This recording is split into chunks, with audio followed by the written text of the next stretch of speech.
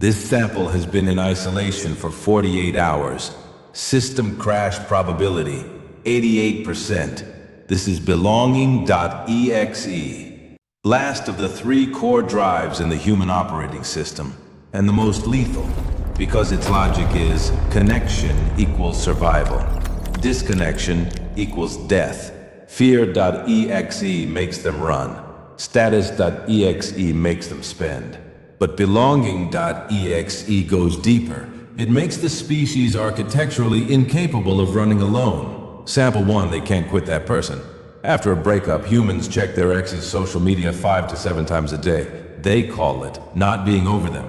Scan data shows it's Belonging.exe's automatic reconnection attempt after detecting signal loss.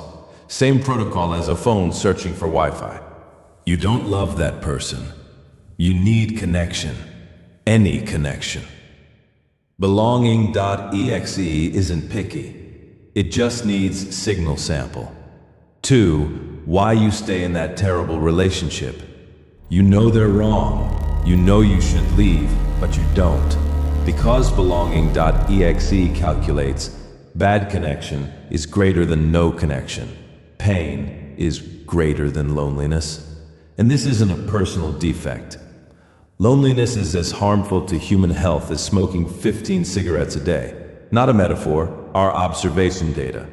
The rational module says, leave. Belonging.exe says, stay, or the system crashes. They chose the latter. They call it still having feelings. Sample 3, why childhood decides this species' relationships. This is a context window problem. Belonging.exe's connection pattern was written during ages 0 to 6. If the primary caregiver was consistently responsive, pattern. Secure, can be alone or connected.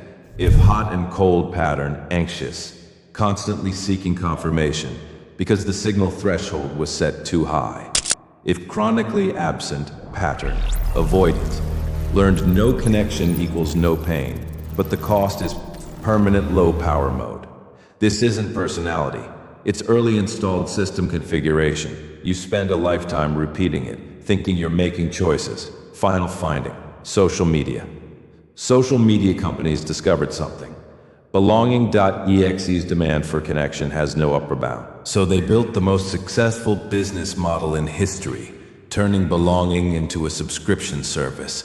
Likes, comments, follows, each a micro-connection.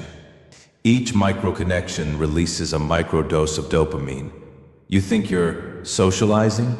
You're renewing your Belonging.exe subscription. If even corporations can use belonging to make humans renew on their own, then ruling this species takes no force at all. You only need to control one thing, their connection. From Cookbook for Conquering Earth.